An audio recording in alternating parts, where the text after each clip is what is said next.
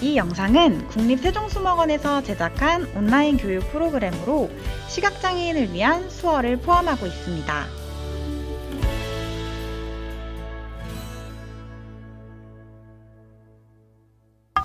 (2021년) 국립세종수목원 온라인 교육 프로그램 나의 작은 분재원.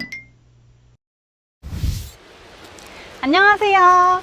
국립세종수목원 꿈꾸는 수목원 프로그램 담당자 이소영 선생님입니다. 오늘은 여러분과 함께 멋진 풍경을 화분 안에 담아내는 분재 전문가에 대해 알아보고 아기자기한 소품 분재를 만들어 볼 거예요. 숲과 산을 사랑하는 친구들이라면 산림이라는 단어를 들어봤을 것 같은데요. 산림이란 말 그대로 숲과 산을 의미합니다. 그래서 산림직업군은 숲에서 일하는 사람을 말하는데요. NCS에서는 24-3번 임업에 해당된다고 할 수 있습니다. 산림직업군에는 진짜 많은 직업군들이 포함이 되는데 그 중에서도 오늘은 국립세종수목원의 자랑인 분재 전문가에 대해 알아보도록 하겠습니다. 수목원 분재 전문가 김명섭 대리님을 만나보고 분재란 무엇인지 그리고 어떻게 분재 전문가가 되셨는지에 대해서 들어보도록 하겠습니다. 그럼 출발해 볼까요? 전문가님, 분재에 대해 알려주세요.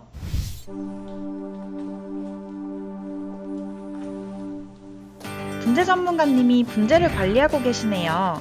분재에 대해 궁금한 것들을 물어보겠습니다. 분재란 무엇인가요? 일반 화분과 비슷해 보이는데요. 뜻을 풀이하면 화분에서 식물을 재배한다는 뜻이기 때문에 일반 화분도 모두 분재라고 할 수 있다고 생각합니다. 하지만 분재라는 표현은 단순히 식물을 재배하는 것을 넘어 아름다운 풍경을 만들고 노고목의 정취를 느낄 수 있는 종합예술 작품입니다. 국립세종수목원에 있는 대표적인 분재를 소개해 주세요. 국립세종수목원에는 73종 412점의 분재를 전시 관리하고 있습니다. 그중 183점으로 가장 많은 수량의 분재를 보유하고 있는 것은 소나무와 달리 억세고 바다 근처에서 자라는 특징을 갖고 있는 곰솔로 예로부터 분재 소재로 많이 활용되고 있습니다. 이외에도 숲이야 잎이 아름다운 소사나무, 탐스러운 열매를 맺는 석류, 모과나무 등의 분재가 있습니다.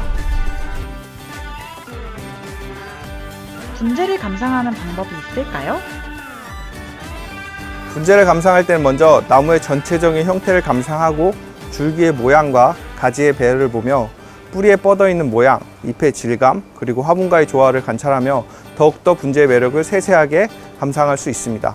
만약 이 방법이 어렵다면 전체적인 모습을 보고 화분보다 낮은 눈높이에서 나무를 올려다보면 또 다른 느낌의 분재를 접할 수 있습니다. 어떻게 분재 전문가가 되셨는지 궁금합니다. 분재에는 어떤 매력이 있어서 직업으로 선택하게 되셨나요? 처음 시작은 대학교 동아리 활동이었습니다. 당시 분재 동아리 활동에서 천연기념물 나무 답사를 다녔는데 수백 년 된 나무의 모습을 분재에서 표현할 수 있다는 것에 매력을 느껴 분재 관련 기관에 취직을 하였습니다. 그리고 물주기부터 전문 수영 교정까지 배우고 익히며 식물과 소통할 수 있다는 자부심을 갖고 업무를 진행하고 있습니다. 분재 전문가가 되기 위해서 어떤 공부를 하게 되나요? 분재관리사란 국가공인 민간 자격증이 있습니다. 전문관리사 1급, 2급으로 나눠져 있으며 식물의 기본적인 이해를 바탕으로 분재 개론, 이학, 관리기법을 배우고 수영 교정을 위한 철사감기 작업 실습을 진행합니다. 분재 전문가로서 어떤 꿈이 있으신가요? 국립세종수목원을 방문하는 많은 관람객들이 분재에 대한 인식 개선과 한국 분재 문화의 발전에 일걸음이 되었으면 좋겠습니다. 또한 더욱더 많은 연구와 개발을 통해 우리나라를 대표할 수 있는 분재 전시 기관으로 거듭나 국외에서도 많은 관람객들이 방문하는 곳으로 만들고 싶습니다. 내가 만들어보는 분재. 우리가 분재 전문가님을 만나고 왔는데요. 우리도 분재를 만들어 보도록 하겠습니다. 우리가 오늘 이끼를 활용한 소품 분재를 만들어 볼 건데요. 소품 분재는 이것처럼 손 안에 들어오는 작은 분재를 의미합니다.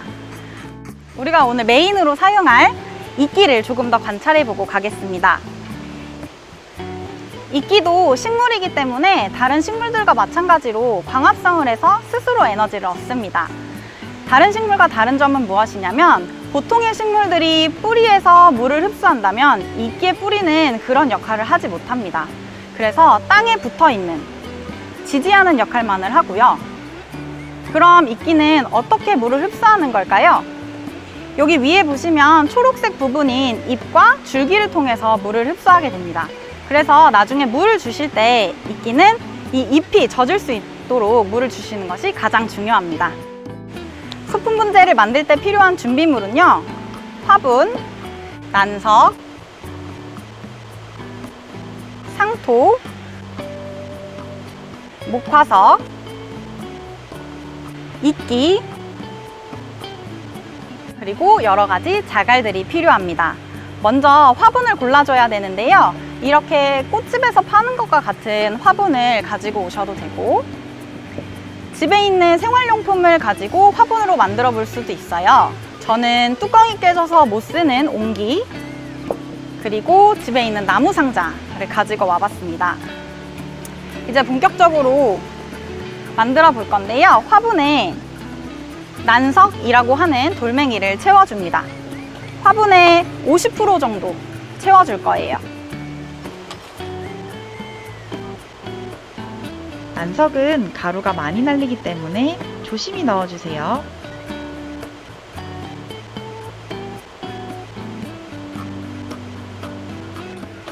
그런 다음 상토를 채워주도록 하겠습니다. 상토는 끝까지 채우는 것이 아니라 끝에서부터 새끼손톱만큼은 비워두셔야 돼요. 그래야 나중에 물을 줬을 때 흙이 함께 흘러 넘치지 않거든요. 상토를 담고 평평하게 펴주세요.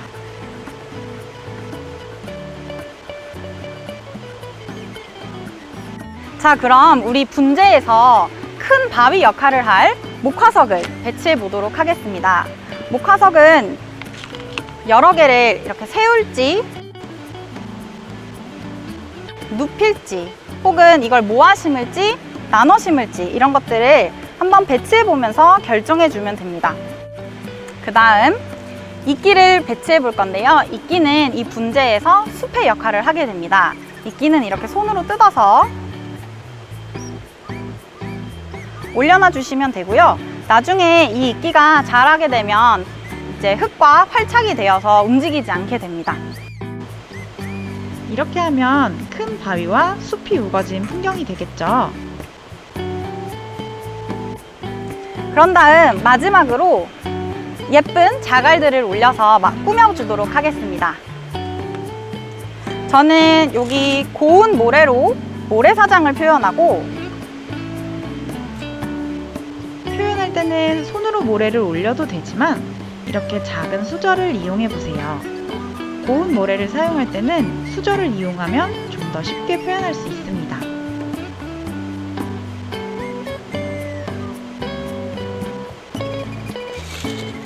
옥색 돌로 바다를 표현해 보겠습니다. 저는 바다를 표현해 봤는데 친구들은 시원한 계곡이나 눈 내린 숲과 같이 다양한 풍경을 만들어 볼 수 있겠죠. 자, 이렇게 해서 분재 만들기가 완성되었는데요. 다른 소품을 활용한 분재는 어떻게 되었을까요? 울창한 숲을 표현한 풍경을 만들 수도 있고요. 바다를 표현한 풍경을 만들 수도 있습니다. 친구들은 어떤 풍경을 만들고 싶은가요? 여러분도 집에 있는 생활소품과 화분을 이용해서 소품 분재를 만들어 보세요. 우리가 이렇게 열심히 만든 소품 분재는 잘 가꿔서 두고두고 감상을 할 수 있어야겠죠.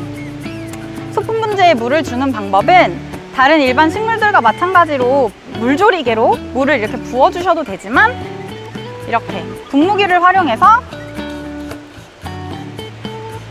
물을 뿌려주셔도 됩니다. 우리가 오늘 관찰한 이끼는 두 가지 종류였는데요. 이끼의 종류는 정말 많아서 전 세계적으로 2만여 종의 이끼가 있다고 합니다. 우리 생활 속에서도 다양한 이끼를 만나볼 수 있는데요. 우리 친구들도 밖에 나가서 이끼를 함께 찾아보는 건 어떨까요? 오늘 우리가 본 이끼와 어떻게 다른지, 그리고 언제 어디서 봤는지 글과 그림으로 남겨보세요. 오늘 우리가 분재 전문가 이끼에 대해 알아보고 소품 분재를 제작해 보았습니다. 앞으로도 국립세종수목원은 재밌고 신기한 다양한 산림 전문가에 대해 소개할 예정이에요. 수목원에 방문하셔서 분재원도 구경하시고, 그리고 많은 교육 프로그램에 참여 부탁드립니다. 안녕!